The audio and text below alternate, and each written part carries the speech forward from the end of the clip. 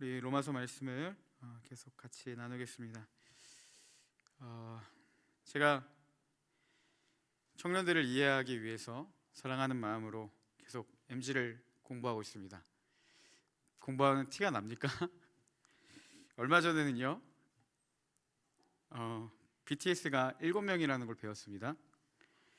여러분, 배운 것을 써먹을 때 진정한 제 것이 되는 거 아시죠? 그래서 이걸 써먹었습니다. 교역자들을 만나면서 우리 유주열 목사님을 비롯한 이제 아저씨 목사님들께 BTS가 몇 명인지 아냐 물었습니다. 여러분, BTS가 몇 명인지 아십니까? 근데요, 6명, 8명, 9명 맞추는 아저씨들이 한 명도 없었습니다.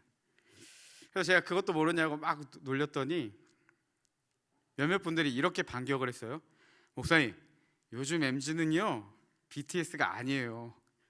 질문 자체가 아재예요. 이렇게 얘기를 하더라고요. 맞습니까? 오늘 설교 제목을 지으면서 갓생이라는 말을 썼는데 문득 두려움이 들기 시작했습니다. 시대에 벗어난 이야기가 아닐까? 청년들이 전혀 공감하지 않고 오히려 영포티로 느껴지는 건 아닐까라는 두려움이 오겠스럽습니다. 여러분, 오늘 제목 MZ스럽습니까? 반응 좀 해주라죠. 아재가 노력하는 거 안 보입니까? 네, 여러분, 이 단어를 제가 우연히 좀 알게 돼서 검색을 해봤습니다. 해보니까 이런 뜻이더라고요. 갓이라는 그 신이라는 말과 이 인생의 생자를 합성한 말로 뭐 신처럼 바르게 사는 삶. 그러니까 이제 부지런하고 생산적으로 하루를 잘 살아내는 그런 모범적인 삶을 이제 갓생이라고 한다라고 하더라고요. 맞습니까? 맞아요? 네, 그럼 제대로 배웠네요. 자신이 정한 루틴을 잘 행하면서 나름대로 이 갓생의 삶을 살아가는 아마 청년들도 있을 거고, 또 무리하게 세운 기준과 이 루틴에 지쳐서 이런 말도 있더라고요. 갓생 파업을 경험하는 아마 청년들도 있을 겁니다. 뭐 어떤 측에 내가 속했든지 간에 한번 묻고 싶습니다. 그러면 여러분, 우리가 각자 생각한 이 갓생의 삶, 이 모범적인 삶을 향한 그 기준, 그걸 정말 지키고 살아간다면 우리가 진짜 이 진정한 갓생을 누릴 수 있을까요? 저는 그렇게 생각합니다. 아마 어느 정도 이 기준을 이루게 되면요, 우리가 그것에 만족하는 것이 아니라 더 나은 삶을 위한 더 높은 기준들이 계속해서 제시가 될 겁니다. 더 완벽한 삶을 살기 위해서 더 많은 루틴이 만들어지고 자기 개발이 이루어지고 그것들이 계속해서 쌓이다 보면요, 어느 순간에 우리의 삶에 불편함으로 다가오기 시작하겠죠. 그리고 그 기준에 결국 미치지 못하는 자신을 발견하게 될 겁니다. 어쩌면 이 땅에서 진정한 갓생은 그 누구도 이룰 수 없는 일이 아닐까라는 생각이 들었습니다.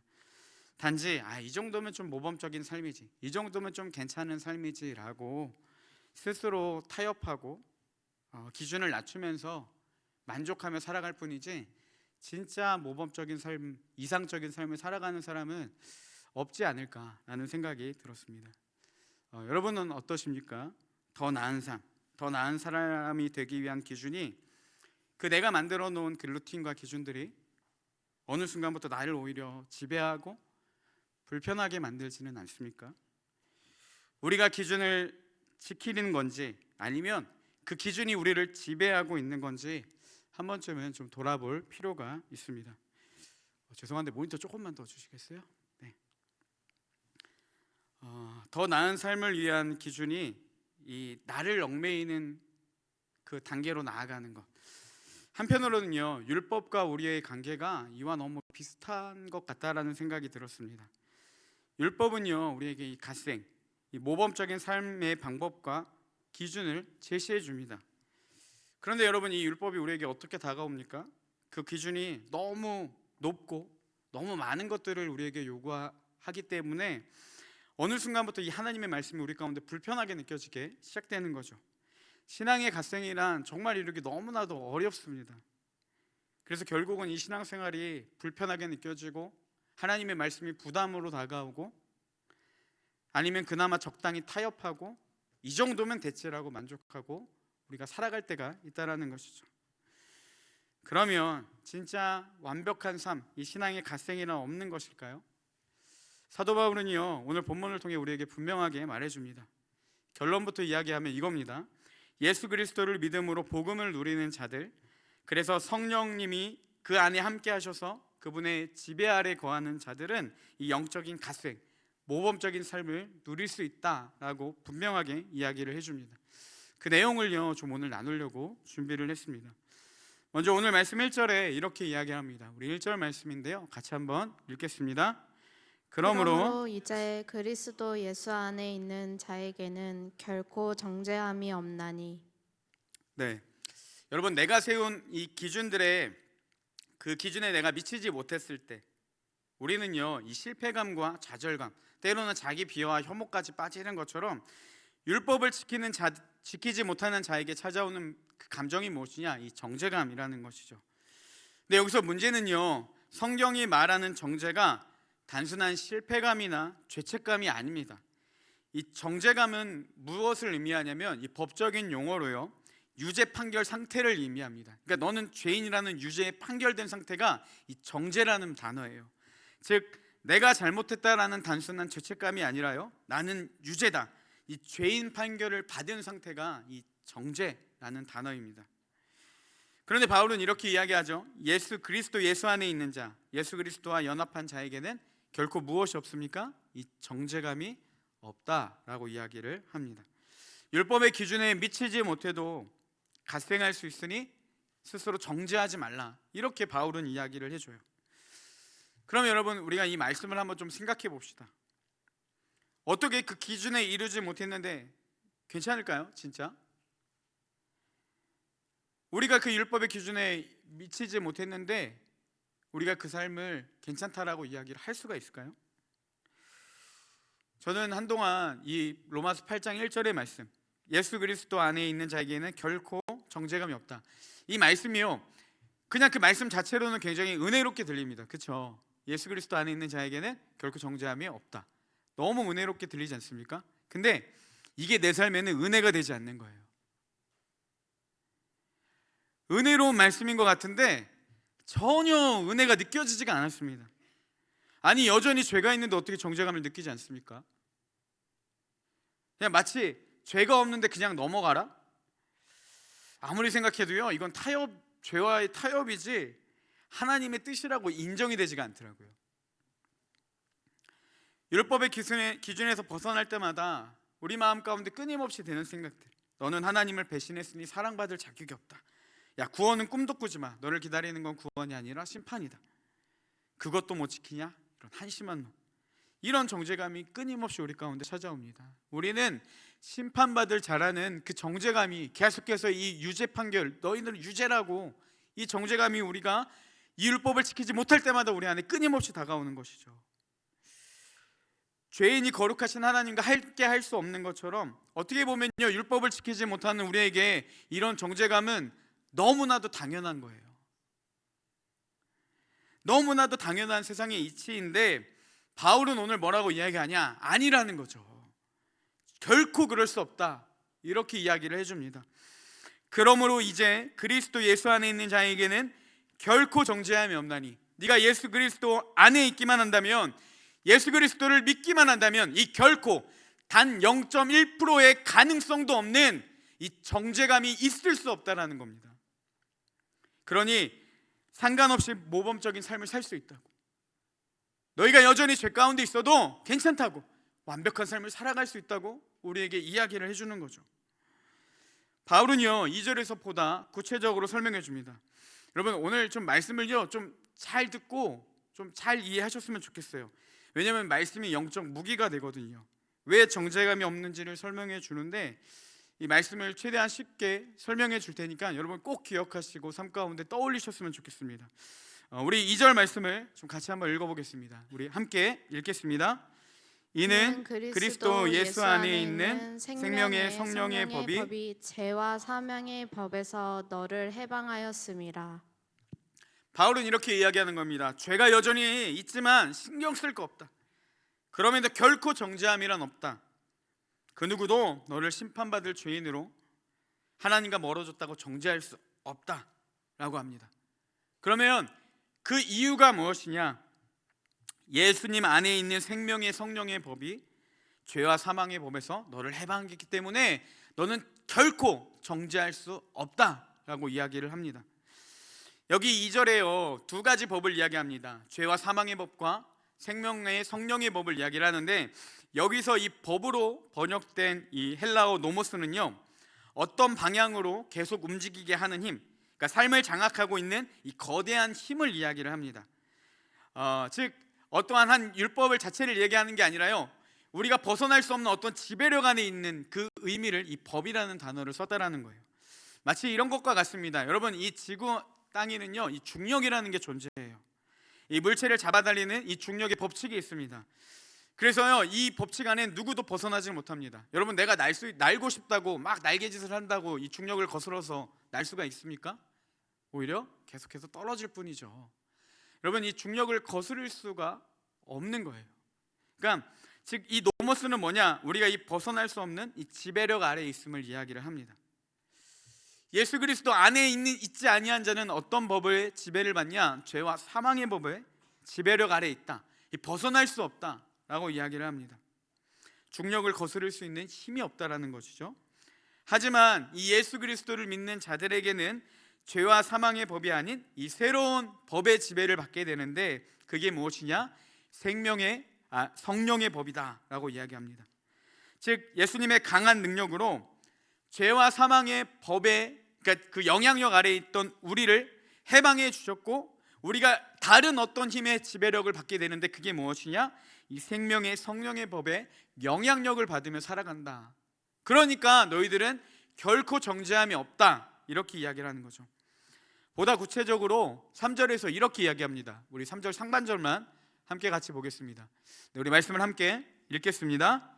율법이 육신으로 말미암아 연약하여 할 수 없는 그것을 하나님은 하시나니. 왜 정죄감이 없는지를, 그리고 왜 생명의 성령의 법이 우리를 해방하였는지 이렇게 이야기합니다. 율법이 육신으로 말미암아 연약하여 할 수 없는 그것. 그러니까 율법은 우리에게 의의 길을 제시해 주는데, 말씀대로 따라가면 우리가 하나님 앞에 의로운 자가 될 수 있는데, 문제는 뭐냐? 우리가 연약하기 때문에 이 율법을 이룰 수가 없다라는 거죠. 그래서 하나님이 어떠한 조치를 내리시냐? 우리가 죄와 사망의 이 지배, 이 벗어날 수 없는 그 지배 가운데 있기 때문에 우리의 연약함을 아시는 하나님께서 그 모든 요구를 예수 그리스도를 통해 대신에 이루어 주셨다라는 겁니다. 우리 남은 3절 말씀 함께 보겠습니다. 우리 3절 하반전도 같이 함께 읽겠습니다. 곧 죄로 말미암아 자기 아들을 죄 있는 육신의 모양으로 보내어 육신의 죄를 정하사. 하나님이 이 죄의 문제를 해결하기 위해 어떻게 하셨냐? 예수님을 죄 있는 인간의 모습으로 보내셨습니다. 그리고 우리가 죄인이기 때문에 받아야 될 그 사망 선고, 그것들을 예수님께 대신해서 내린 거예요. 그러니까 내 죄에 대한 선고를 누구에게 내렸냐? 예수님께 내린 겁니다. 하지만 예수님은요, 여기서 끝난 것이 아니라 죽음에 머물지 않고 죽음을 이기시고 승리하셨습니다. 특히 3절 하반절에 보면 이런 표현이 있어요. 육신의 죄를 정하셨다라는 말이 있습니다. 여러분, 이 말은요, 육신의 죄를 정하셨다, 이것은 우리의 죄를 덮어주셨다라는 개념이 아닙니다. 죄 자체를 심판했다라는 의미예요. 그러니까 예수님께서 우리 대신 죄의 선고를 받으시고 어떻게 하셨냐? 그 모든 것들을 담당하신 후에 죄를 심판하셨다라는 겁니다. 결국 죄가 더 이상 우리를 지배할 이 법적 권리를 잃어버렸다는 거예요. 정리하면 왜 예수 그리스도 안에 정죄감이 없냐?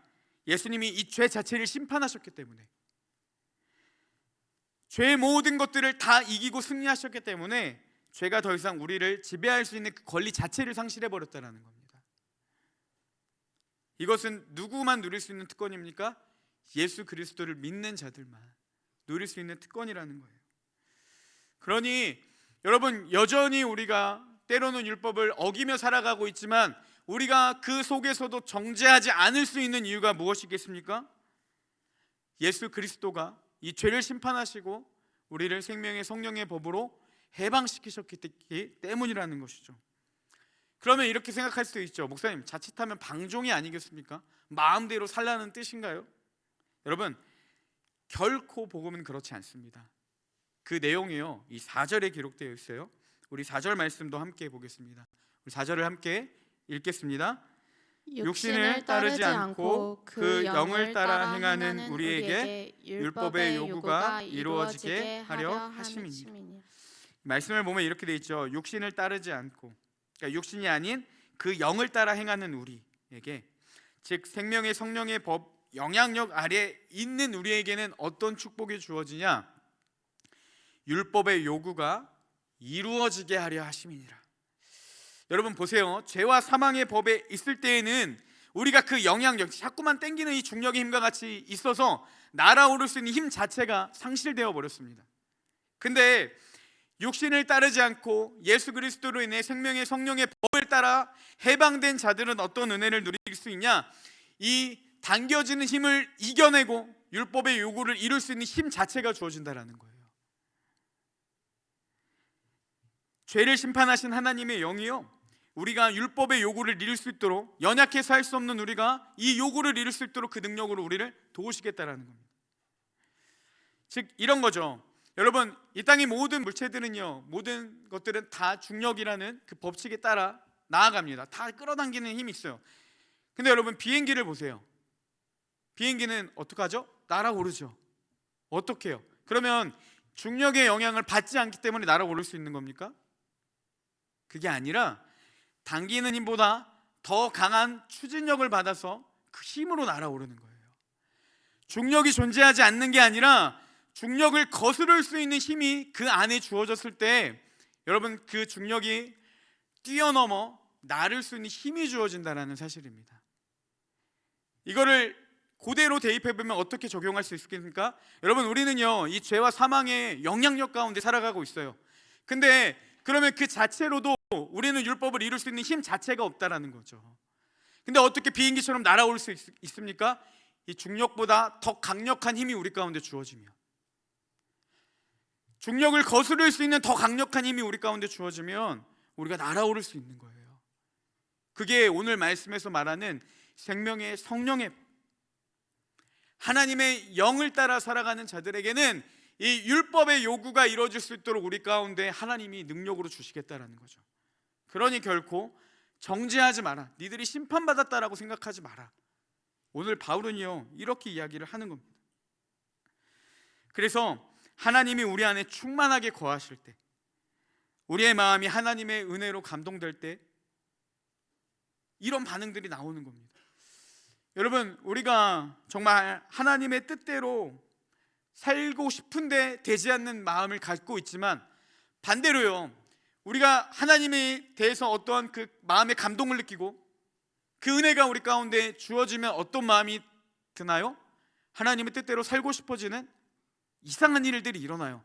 심지어 하나님의 말씀대로 살고 싶어도 살지 못했던 내가 사라지는 놀라운 일들이 나타나게 된다는 겁니다. 그게 어떻게 가능하겠습니까? 성령의 생명의 법이 우리 안에 충만하게 역사하실 때, 주님이 우리 가운데 힘을 주셔서 날아오를 수 있도록 그 강력한 힘을 주실 때, 우리가 이런 삶을 살아갈 수 있는 능력이 주어진다는 거죠. 그것이 누가 누릴 수 있냐? 예수 그리스도 안에 있는 자들. 여러분, 우리가 예수 그리스도를 믿는 자들은요, 이런 능력이 주어진다는 겁니다. 그래서 9절에도 이렇게 기록되어 있습니다. 우리 9절 말씀도 함께 읽겠습니다. 만일 너희 속에 하나님의 영이 거하시면 너희가 육신에 있지 아니하고 영에 있나니, 누구든지 그리스도의 영이 없으면 그리스도의 사람이 아니라. 그러면 바울은요, 이제 진짜 그 축복을 누릴 수 있는 자가 누구인지 그리스도인의 정체성에 대해서 이야기를 해줍니다. 첫 번째 뭐냐? 누구든지 그리스도의 영이 없으면 그리스도의 사람이 아니라. 예수 그리스도를 믿는 자들에게는요, 어떠한 능력이 주어지냐? 이 성령 하나님의 영이 우리 가운데 거하신다라는 겁니다. 그래서 우리가 뭐 예수님이 내 안에 계시다 이런 말도 뭐겠습니까? 예수님이 어떻게 내 안에 계세요? 그 예수님의 영, 하나님의 영이 내 안에 계신다라는 거예요. 이게 그리스도인의 첫 번째 정체성입니다.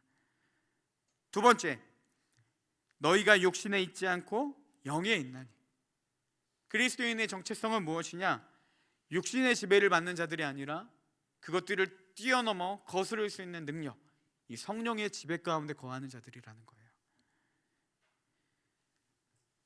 어느 물체도 중력을 거스를 수 없지만 비행기가 중력보다 강한 힘을 주어졌을 때 그 힘을 뛰어넘어 날아갈 수 있는 것처럼 우리 안에 계신 성령님께서 강력한 능력으로 죄와 사망의 법에서 우리를 건져내셨기 때문에 그 능력이 우리 가운데 충만하게 거할 때 우리는 세상을 거슬러 율법대로 하나님의 뜻대로 살아갈 수 있는 능력이 주어진다는 겁니다. 그리스도인은요, 말씀을 살아내는 자들이라는 거예요. 왜? 우리 안에 그 모든 것들을 뛰어넘는 성령 하나님이 계시기 때문에. 결국 신앙의 진정한 모범된 삶, 이 갓생의 비결은 무엇이냐? 얼마나 기준에 맞게 살았는가, 얼마나 잘 살았는가가 아니에요. 오직 한 가지, 성령 하나님이 내 안에 계시는가. 그리고 그것을 인지하고 믿고 살아가는 것이 우리가 진정한 그리스도인으로 살아갈 수 있는 비결이라는 겁니다. 즉, 신앙생활에 더 잘 살아보려는 노력이 아니라 신앙생활은요, 내가 누구인지를 아는 것에서 시작된다는 거예요. 그리스도인들은요, 내가 누구인지를 먼저 알아야지 그 능력을 발휘할 수 있다는 겁니다. 제가 앞에서 아까 2장을 읽기 전에 이야기했죠. 여러분 좀 성경 본문을 이야기할 때 좀 집중해서 들어달라고. 왜 그러겠습니까? 사단은요, 계속해서 우리를 속이는 거예요. 자꾸 우리가 심판에서 해방되었는데 정죄감으로 아니야, 너희들은 여전히 심판에 거하는 자들이야, 이렇게 속이는 게 정죄감 아니겠습니까? 그때마다 우리가 대적할 힘이 무엇이냐? 거짓을 이길 수 있는 진리가 있어야 된다는 거예요. 하나님의 말씀을 알아야 대적할 것 아니겠습니까? 그걸 알아야 믿음이 생기지 않겠어요? 그리고 그 믿음으로 대적하며 우리의 그리스도인의 정체성, 마땅히 누려야 될 것들을 충분히 누릴 줄 알아야 된다는 겁니다. 우리 10절 말씀도 보겠습니다. 우리 10절 말씀을 함께 읽겠습니다. 또 그리스도께서 너희 안에 계시면 몸은 죄로 말미암아 죽은 것이나 영은 의로 말미암아 살아있는 것이니라. 네, 바울은 이렇게 이야기합니다. 우리의 육신은 죄로 인해 죽었다.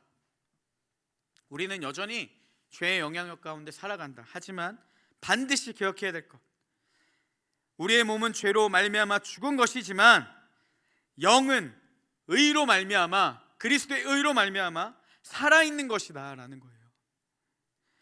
우리는 죄와 사망의 법에서 죽어있는 자가 아니라, 그래서 정죄받고 낙심하고 날마다 이 죄의 심판의 두려움 가운데 살아가는 자들이 아니라 그리스도 안에서 생명의 성령의 법을 누리며 생명을 누리며 살아가는 자들이다, 이렇게 이야기를 해주고 있습니다. 우리가 이것을 알아야 된다는 거죠. 11절도 이렇게 이야기합니다. 우리 11절 말씀도 함께 읽겠습니다. 예수를 죽은 자 가운데서 살리신 이의 영이 너희 안에 거하시면 그리스도 예수를 죽은 자 가운데서 살리신 이가 너희 안에 거하시는 그의 영으로 말미암아 너희 죽을 몸도 살리시리라. 여러분, 하나님이요, 우리에게 축복의 약속을 주시는 거예요. 반드시 이루겠다. 무엇을 약속하셨습니까? 예수 그리스도를 믿음으로 예수를 죽은 자 가운데서 살리신 이의 영이 우리 안에 거하시면, 예수 그리스도의 영이 우리 가운데 거하면 어떤 일들이 일어나냐? 예수를 죽은 자 가운데서 살리신 이가 그를, 예수 그리스도를 죽은 자 가운데서 살리셨던 것처럼 그의 영으로 말미암아 우리의 죽을 몸도 살리겠다라는 거예요.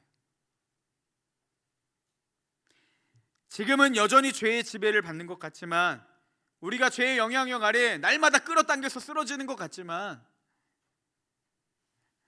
예수 그리스도를 살리셨던 것처럼 그 하나님의 영이 반드시 우리의 죽을 몸에서 우리를 건지시겠다라는 확신을 주셨던 겁니다. 누가 이걸 누릴 수 있겠습니까? 예수 그리스도를 믿는 자들.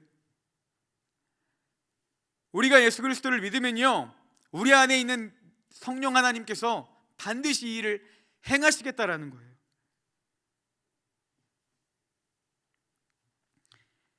즉 우리는 구원받았고 세상에서 실패하는 자가 아니라 하나님의 능력으로 반드시 승리할 것이다. 주님 이것을 우리에게 증거하고 계시는 겁니다.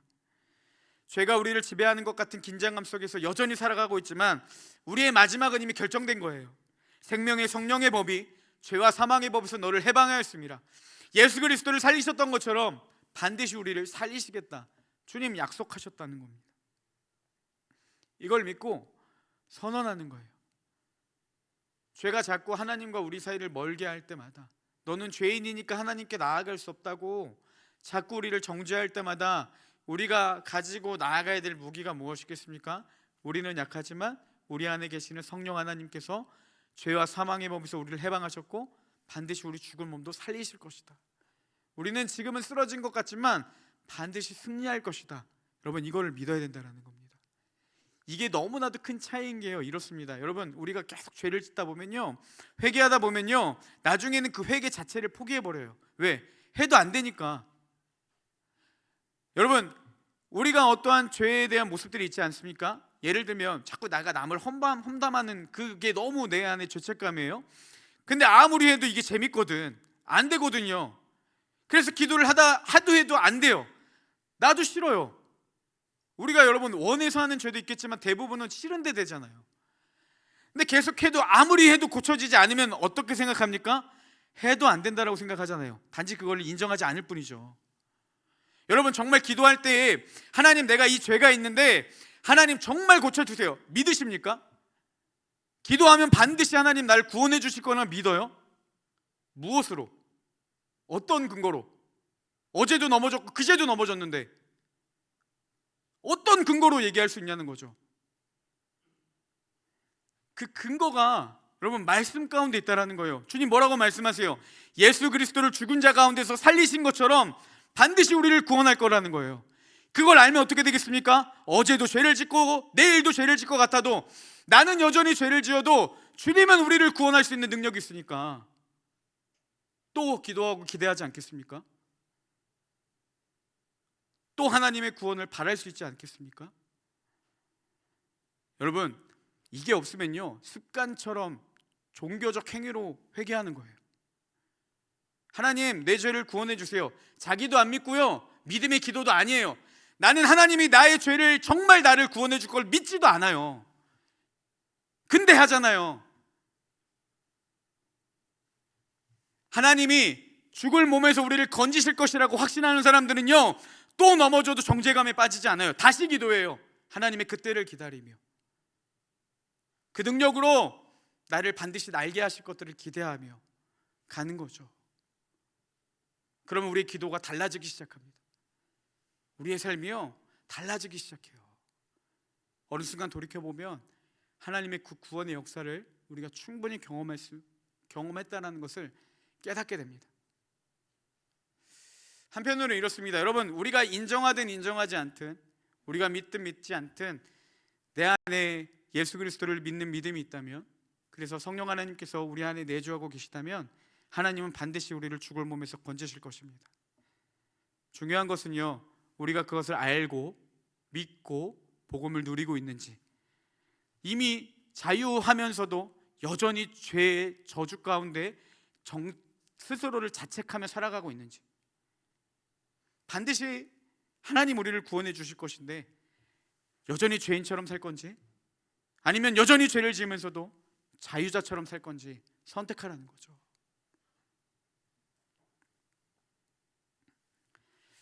오늘 말씀을 준비하면서 문득 어젯밤인가 이런 생각이 들었어요.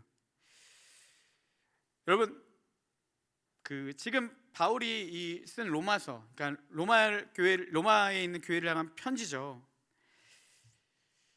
이 로마서에서 지금 8장까지 계속해서 전하고 있는 게 뭡니까? 예수 그리스도의 복음입니다. 그죠? 복음을 전하고 있어요. 그러면 한번 생각해 보세요. 수신자인 이 로마 교회가 예수 그리스도를 몰랐을까요? 몰라서 복음을 전할까요? 여러분 믿지 않아서 전했을까요? 1장에 보면 이렇게 되어 있습니다. 너희 믿음이 세상에 번져나는 것을 내가 하나님께 감사한다고 됐어요.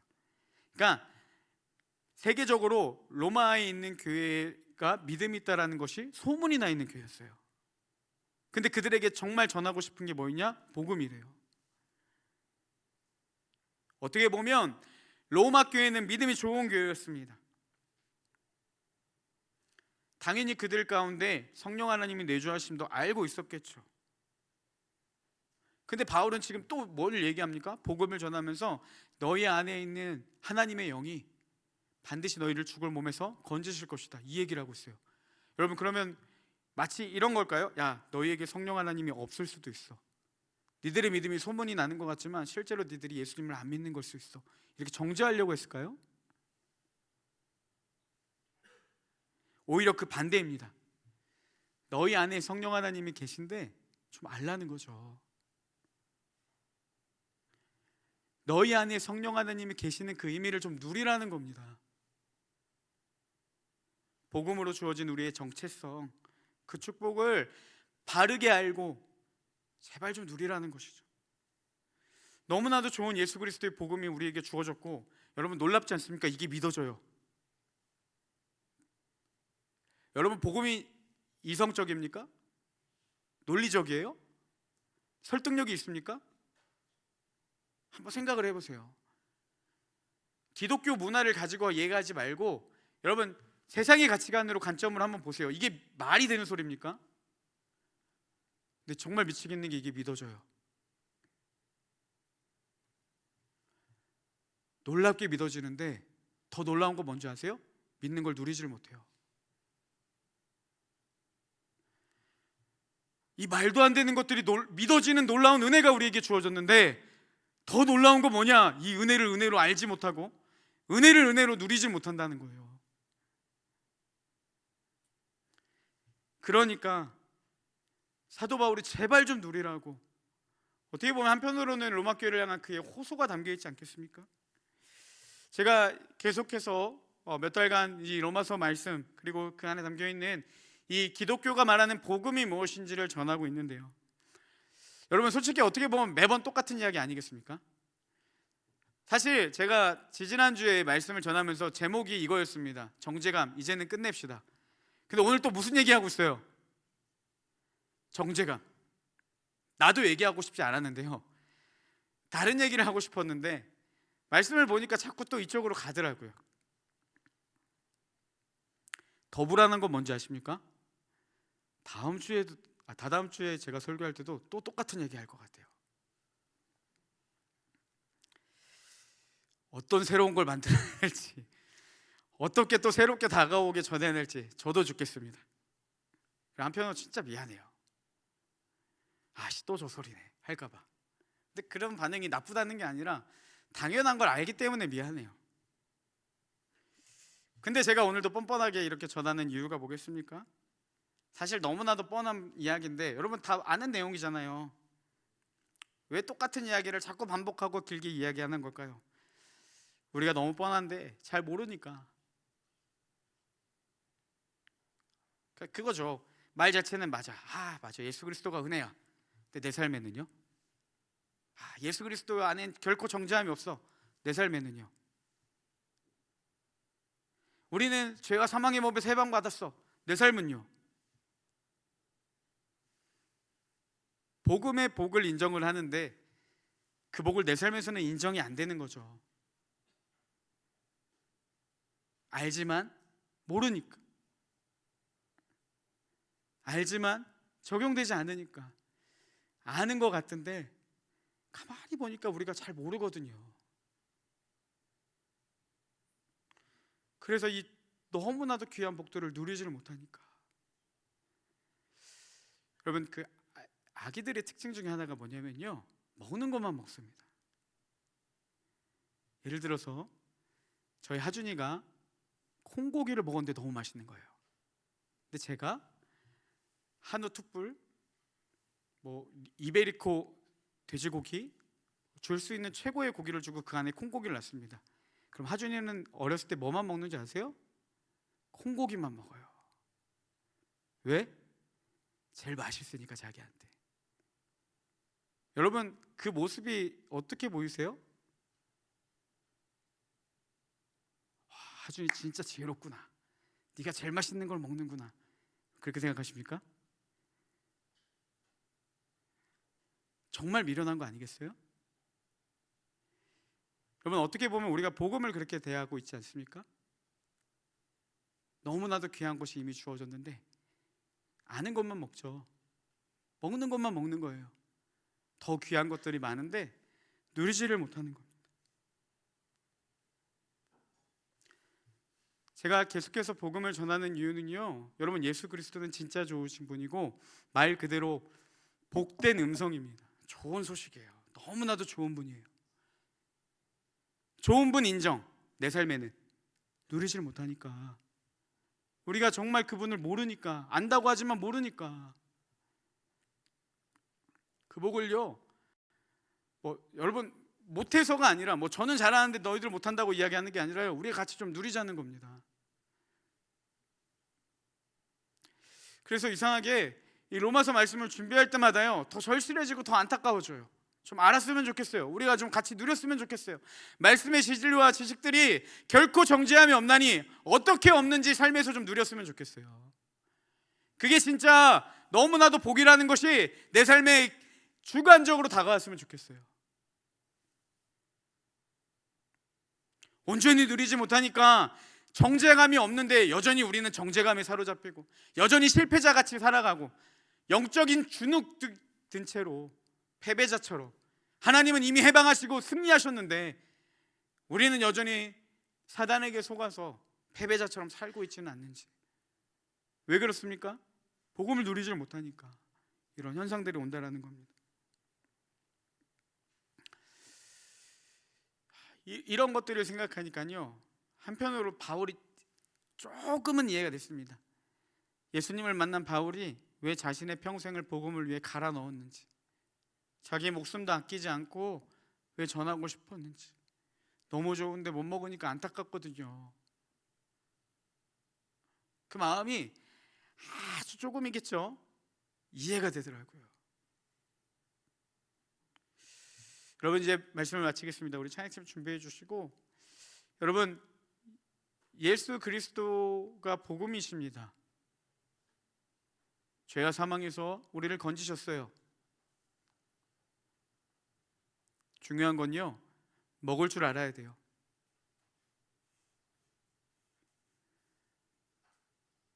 우리의 삶에 정말 복음을 깊이 적용할 수 있어야 된다는 겁니다. 오늘 바울을 통해서 우리에게 한 가지 또 도전이 주어졌습니다. 예수 그리스도를 믿는 자들에게는요, 성령 하나님이 계세요. 그분은 어떤 역할을 하시냐?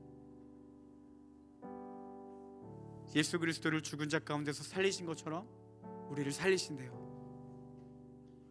여전히 죄의 긴장감 속에 살아가고 있지만 정죄하지 마. 하나님 반드시 너를 살리실 거예요.